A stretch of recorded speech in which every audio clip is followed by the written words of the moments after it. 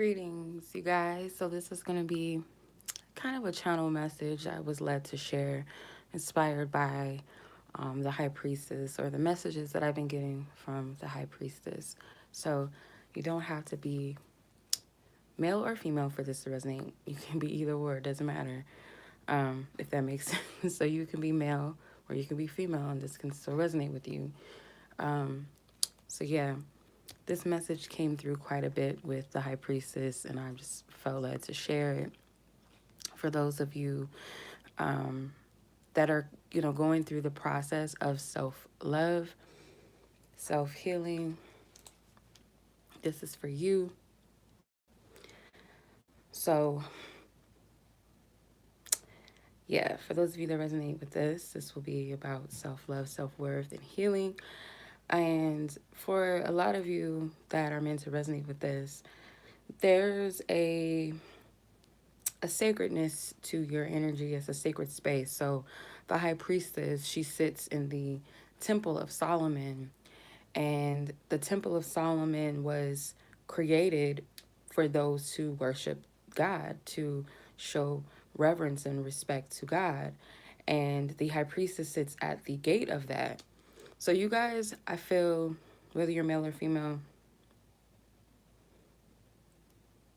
you are a divine pillar of light for others. You also are the shadows. You reveal and you reveal the light, but you also reveal the shadows and things. And that can be very triggering to some people. Not everyone is going to be respectful of the divinity that you carry, which is why you can't just allow anyone into your space. Not everyone deserves to be in your presence or to come into your sacredness. So let's say, for instance, you meet strangers on the street, right? You might be able to say hello to them and just be cordial and respectful, but that doesn't mean you tell them all of your business, right? You don't allow them into your sacred space. But it's different with people that you are sacredly and divinely connected to, where it's different, where you can allow them into your space, into your sacred energy, your who you are, because not everybody is going to see you nor recognize you for that which you are. So the message that I was getting from the High Priestess was that some of you guys do allow people into your space lovingly because you are a light. And again, but you also are someone that can see the shadows as well. You hold a lot of divinity in you, a lot of divine messages within you, whether you are someone that does kind of like what I do or just something else. You could be a nurse, you could be a preschool teacher, you could be whatever, you could be a telemarketer, but you still have that light within you. There's something about you that represents light, and you have an infinity for the divine. You have a deep love for the divine. You have a divine relationship with the Most High. So not everyone can just come in. You have a mysterious energy about you, but it's something that not everybody is going to understand nor understand. It's something about you that other might recognize and see, oh yeah, this person might be spiritual. They look like they know some things, or he or she, I know they love God, or I know that they are this or they're that. But unless you yourself have your own personal relationship with the divine or the Most High, you're not going to be able to right off the bat just understand this type of person, if that makes sense. You're not going to be able just to allow everybody into your space. Okay. So I was using a metaphor earlier today in a reading that I was doing for someone, and this card came up, and I received the same message that this is a person that is a hidden energy. This isn't somebody that people can they can make assumptions, but they'll never truly know who this person is unless they were truly meant to get to know them, or truly welcomed into their space. There's a sacredness, there's a protection. Only those who are really ready to see themselves, are really ready to level up, or really ready to go into the depths of themselves are going to understand the weight and the value of this type of person.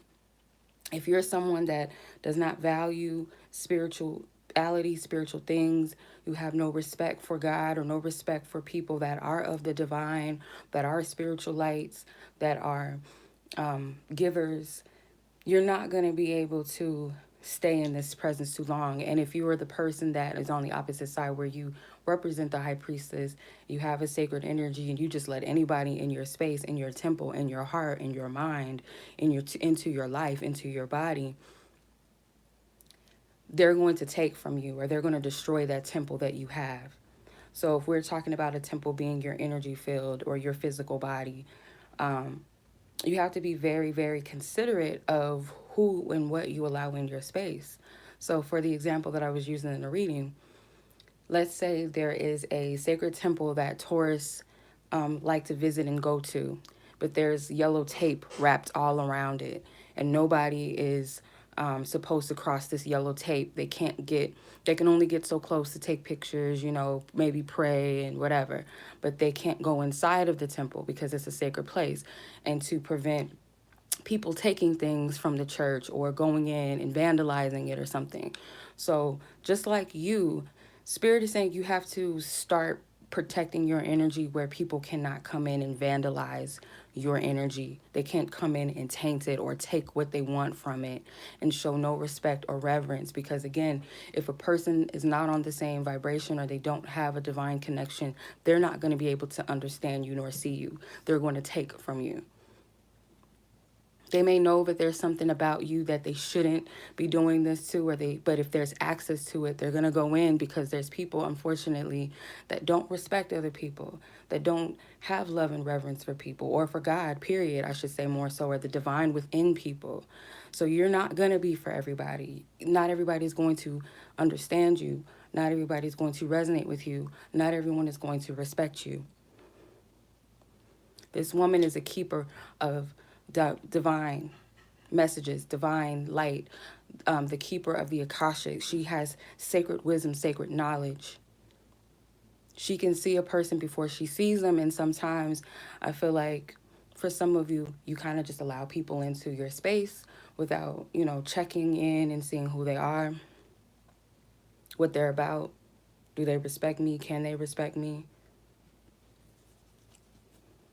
And I was picking up another message last night when this card came out. It was kind of like someone that is like a mother, has a big heart for people. Because the high priestess does represent divine feminine energy. And it's kind of like, I don't know if you guys ever seen the Vice Versa Tarot. No, it's not the Vice Versa Tarot. It is the New Perspective Tarot deck. And it has like... kind of like goes behind the scenes of the card in the tarot. And in the high priestess in that deck, there's a baby in the background of this, of the original high priestess card. And it's called, again, the New Perspective Tarot. Some of you guys might have seen the deck, or you might own the deck or have owned it. Greetings, Besso, how are you? But the baby stood out to me because, again, the high priestess represents divine feminine energy, that holy divine mother energy. Whether you're male or female, if you naturally have it in you to be like a nurturer, or you're very welcome to other people, you naturally take people in regardless of their past or who respects them, who doesn't respect them. You see this love in them, or you might be able to overlook some of their flaws. So let's say like that don't have food, their moms are working and the kids are at home by themselves, they don't have any dinner, no food, and this woman in the neighborhood takes the kids in and feeds them, clothes them, maybe allows them to take showers. So what I'm getting from this is some of you guys just allow people to stay up and just kind of like feed off of your energy, live up off of your energy, live rent free in your temple, in your mind, in your heart, in your space, and they take. But it's natural because for those of you to just take people in, like I said, that divine mother energy, she's naturally a woman that is a nurturer, or let's say a man that has a heart for people or children first. They're going to want to shelter and take care of children. They're going to want to, they have a heart for people. They have a heart for children. They have a heart for the homeless. They have a heart like how they depict God or how they depict Christ. Christ has a heart for the brokenhearted, for the those that are poor, a heart for children. So naturally, you're going to want to take those people in and love them unconditionally. And like some big mamas or grandmas tell you, if you stay with them, they're like, you can stay with me for a couple of months, but you can't stay here rent free, or you got to be out by such and such time. There's that tough love that's still with it. So yes, I'm allowing you in, and I'm taking care of you to a certain extent, or I'll allow you to get yourself together, get on your feet, but you cannot live off of me. So some of you guys allow people to overstay their welcome in your life, or to just take, and not have any type of boundaries with these people. And Spirit is saying you have to be very discerning about who you allow into your temple or your space, because they're either going to come in and show respect because they themselves also have that divinity within them, or they're ready to grow and evolve because you show people their light and their shadow. So when you're ready, when the student appears, when the student appears, the teacher is there. Whatever, the teacher appears, the student is ready. Whatever side, however this goes. Um, but this is a clear message to protect your temple.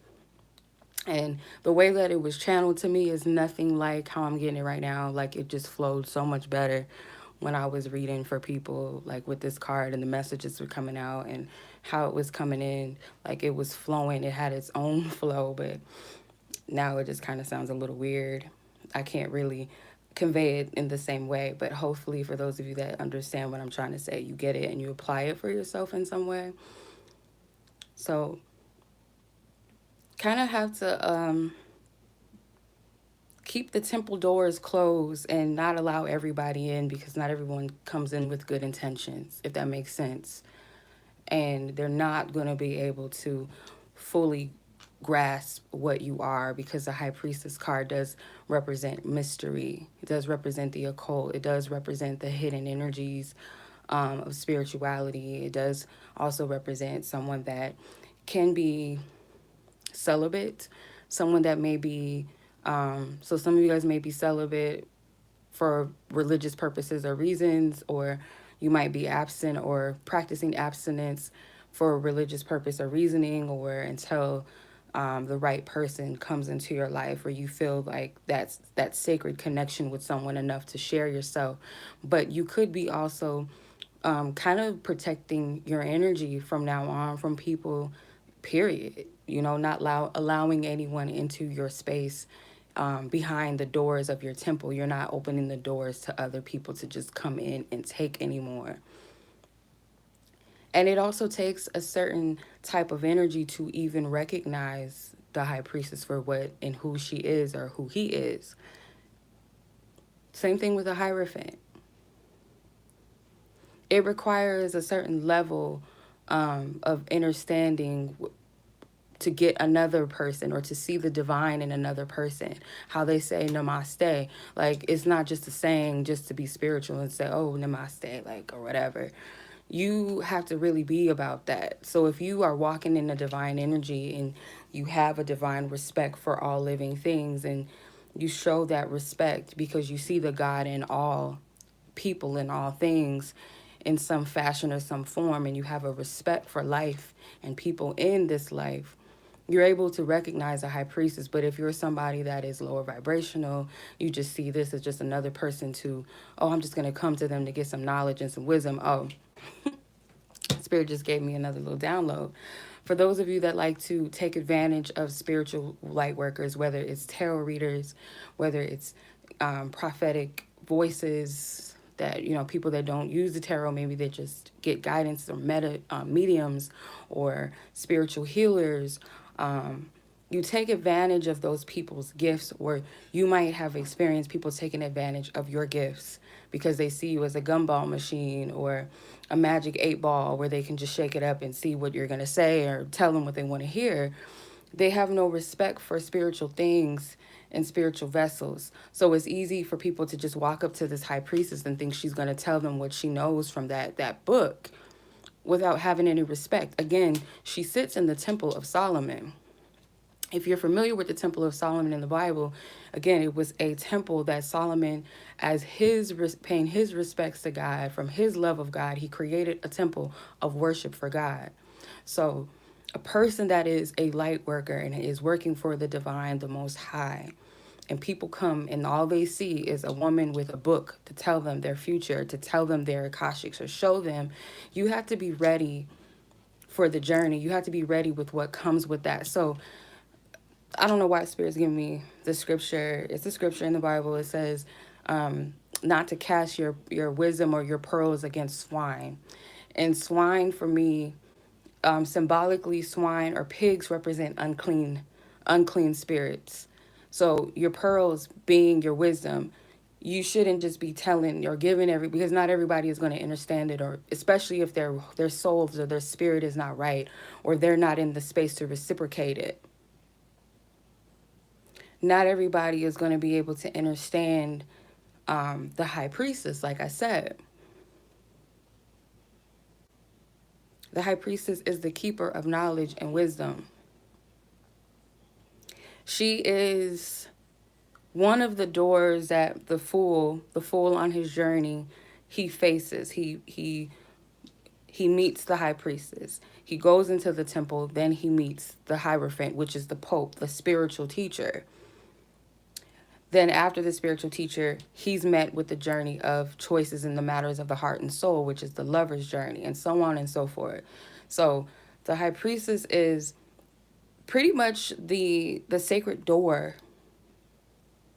And not everybody's ready to face that. So if you're looking at this from a perspective of your career or your purpose as a light worker and a shadow worker, or your love life, or people in your space, so-called friends or family members, whatever, you have to take into consideration who you're allowing into your space. Are they taking from the temple? Are they taking from me? Are they stripping of me? Are they disrespecting me? Or are they vandalizing my space? Are they harming me? Are they hurting me? Are they taking advantage? Because a lot of people are under divine judgment when it comes to how they treat people and how they've been treating divine vessels. People that Spirit have sent into others' lives right now, and they took those people for granted, or took their gifts for granted, or not necessarily does it have to be psychic abilities and gifts like that. For some of you, it is that. But others of you that resonate with this, it could just be, your good deeds towards people, or you really going out of your way. This person lied and said that they needed the money for something, and you believed them, and you gave them money for something that they used for something completely different, and they thought it was funny that, oh, that got over on this person. Like, people that were doing bad or talking behind other people's back constantly, backstabbing them, biting them. Oh, this bitch thinks I like her. Oh, this bitch thinks I'm her friend. Like, that might be some stuff that you hear. Or, oh, I'm telling her I'm going to marry her, I'm going to do this, I'm going to do that, but all the while I don't have any intentions on being with her. And it's, for some of you, it's a little deeper and a little sinister, especially if you're dealing with other people that are spiritual, but that doesn't mean that they're of spiritual light, that they're of spiritual good. Some people think that they can just do whatever to people, and because, oh, I'm spiritual, or because, oh, I'm a god, or I think I'm a god, I can treat people however I want to. And that's not right, especially if you claim to show respect to certain deities, gods, and goddesses, but you're going in the opposite flow of what they represent, and you're demonizing it. You're not working in flow of the divine. You're working in the lower vibrational aspect of those energies. So you can't say, oh, I'm a Shango, or oh, I'm a Ogun, or oh, I'm using like African spirituality, but as an example. But let's say, oh, I'm a Ogun, or oh, I'm an Abatala, or oh, I'm a whoever. I don't know what other ones I could think of. Oh, I'm a Osiris, right? But you're treating divine feminines like shit. You're using your spirituality to get kitty cat, if you know what I'm saying, or to live up on women or to manipulate them to be to start a cult and have multiple wives and feed off of them and brainwash them. You're not operating the divine masculinity by doing that. There's divine judgment for those people that have not turned away from those things, have not really purged that filth out of themselves. There's divine judgment. People that say, "Oh, I'm Isis, I'm this, I'm Aphrodite," but you're nothing of the sort because you're using your spirituality to manipulate people, to manipulate men, talk down about one goddess. Oh, this goddess is weaker than this one. And that's like, who are you to say what goddess is more powerful than the next? That's just like people in the spiritual community saying, oh, I'm more powerful than this person because of this and because of that. Like, it's a pissing contest with your spiritual gifts, your spiritual powers. It's a pissing contest with, oh, this goddess is this, she's whatever, she's lesser than this one, and this one is above this. Like, all of that, that's not true spirituality. That's falseness. That's false spirituality. That's falsehood. That's almost a religious spirit. Like, being of a religious spirit. Where's the flow? Where's the divine connect when it comes to spiritual things?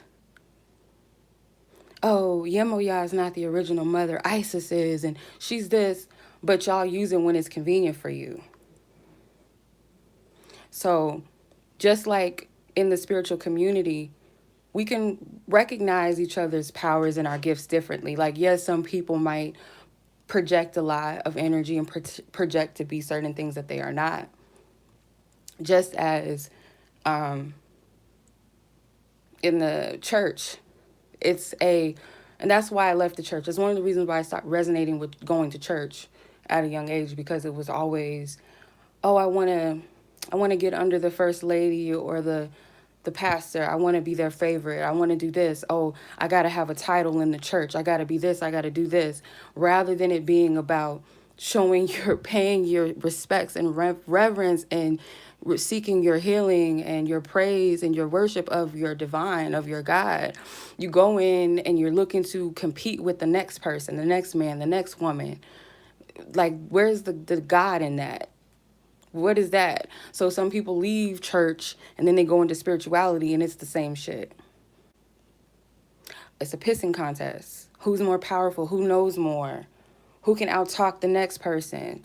Oh, she thinks she's better than me, but I'm this and I'm that. And that's stupid. That is stupid. It's dumb.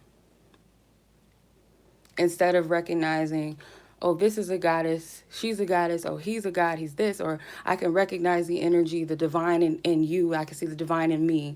Y'all can talk about namaste, but you don't really live that life. So, and I had to check myself on this because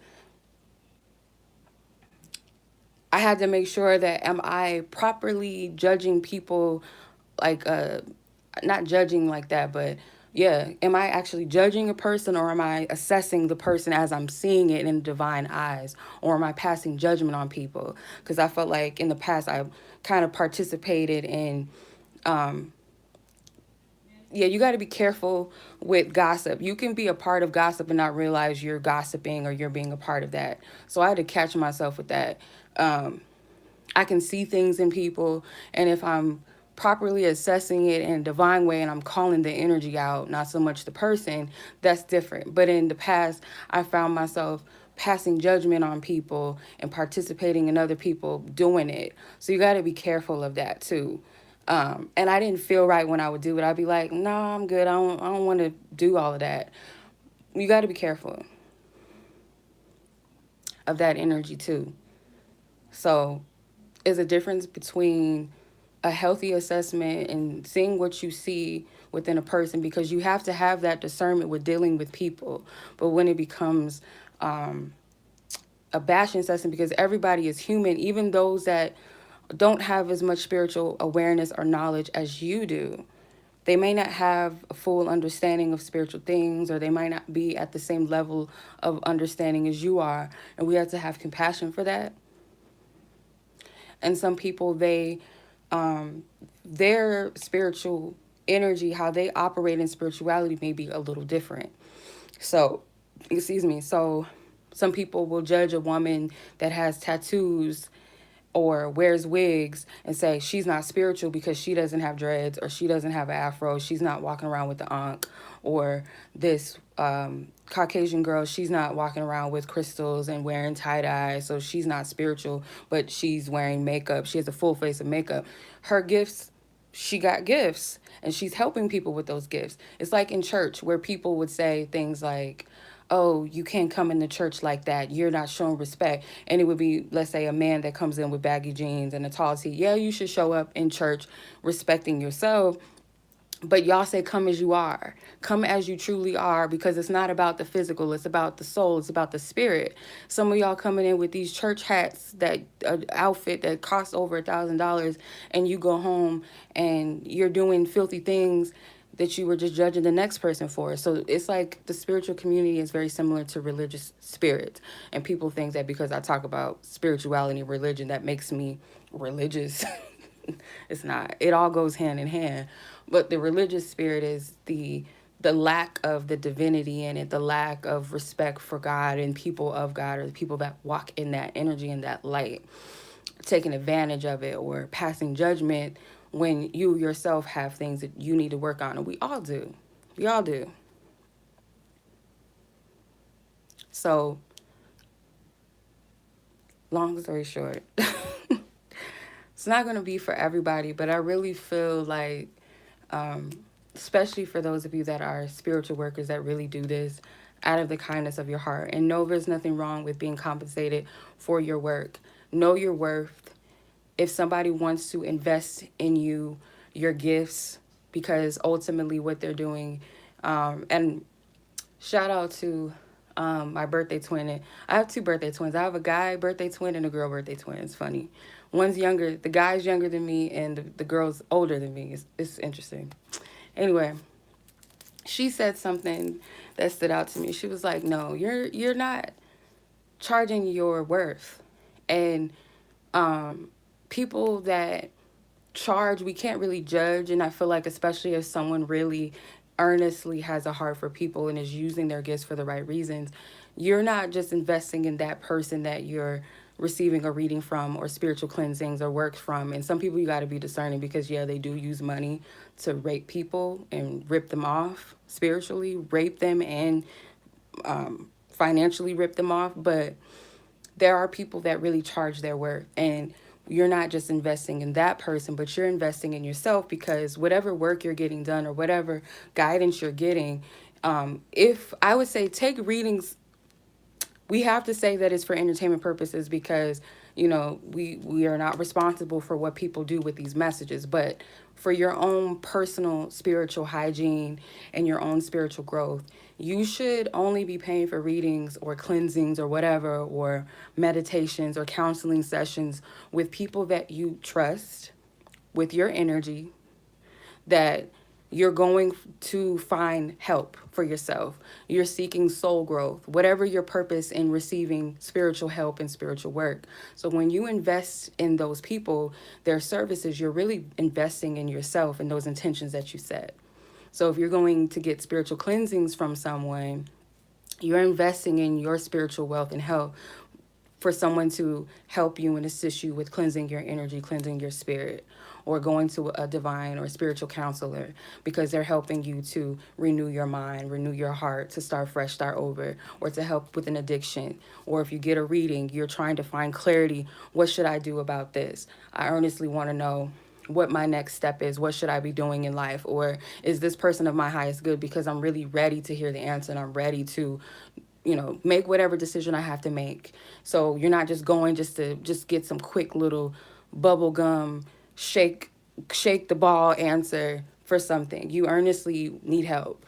So you're investing in yourself ultimately, if that makes sense. And you're also gifting that person and showing thanks and gratitude. And not only that, but to the Most High for that gift, because it's not our gifts that we're sharing. Yes, our gifts, but the gift came from the Most High. It didn't come from just us. So I always have to show gratitude to God when I do a reading and I help somebody, because it's not just, it's coming through me, but it's not from me ultimately. I'm just the messenger of it. So, if that makes sense, yeah, be mindful and careful who you allow in. Not every client, for those of you that are spiritual workers, not every client is money you should be taking. You do not want to karmically assign yourself to someone or allow someone's energy in. I've learned plenty of lessons with that. That you shouldn't read for everybody. You just shouldn't. So, set intentions for God sent clients, clients that your divine ancestors have sent to you, people that you are truly meant to assist and help on your journey and on their journey. For those of you receiving the services, whether you're on both ends or not, because some, spiritual workers, you have people that you go to as well. But if you're on the end of, purchasing spiritual services and help or whatever, that you should also ask Spirit to guide you to the right person and really use your discernment, because I don't allow just anybody to read me. And sometimes some people, I feel comfortable for them to read certain things in my life. I feel some of us are stronger in certain gifts. Like some people might be stronger in the realm of soul purpose and spiritual purpose readings. Some are more stronger in ancestral readings and guidance. Some might be more gifted in love readings or gifted in shadow work readings, career focused readings, and maybe it's someone that's gifted in all areas. But I feel like you should really be discerning of who you go to and why you're getting the reading or why you're getting the spiritual work. Is this person, do I trust this person enough to really do the spiritual work on me? Because if you're going to go get a spiritual bath and you don't trust that person, I don't feel like energy work can be effective if you have any type of resistance towards the healing. It's like when I used to go to church, I didn't really have the faith and belief that I could be healed. And when people would lay hands on me, I wouldn't feel anything. I would clam up. It was almost like when I felt the Holy Spirit coming upon me, I would shut down, because it was almost like I got in my mind, I can't be healed. So I would stop the energy. I would stop the flow. So you got to be in a place of balance or in a place of trust in what you're doing. And if you don't feel comfortable or safe, I would say don't spend your money on something that you don't feel is safe, or you don't trust the person. Like, oh, I just want to see. Because, and for one, like, I don't like, I'm going to say this person for myself. I don't know about other spiritual workers or readers, but I don't like when a person like takes a chance on me and they're already skeptical, because it's like, it's like, why would you do that? Like, I'm not a gumball machine. Again, like, I'm not an 8-ball machine, like, or toy. So, nah. So, yeah, protect your energy. Long story short, this is a long message, but just, I hope y'all took some gems out of it. For parts of it that might resonate with you versus parts that may not resonate with you. Take what does resonate with you and speak to you. Not everybody can see you, and not everybody's meant to. So be grateful and thankful that, some people don't see the value in you, because you don't want anything or anyone that doesn't have the eyes and the heart to see you to come into your space, because all they're going to do is take advantage. And don't blame nor shame yourself for the people that you did allow, because it's only teaching you a very valuable lesson in discernment, better discernment for yourself. So, yeah, much love to you guys. I appreciate you. That was a long it was a long-winded message, but it had to be said. So I hope and pray that this resonates with somebody, because y'all know I could talk. I can talk now. But much love to you guys. I appreciate you. Thank you so much for watching. Be blessed, be safe, take care. Until the next reading, peace.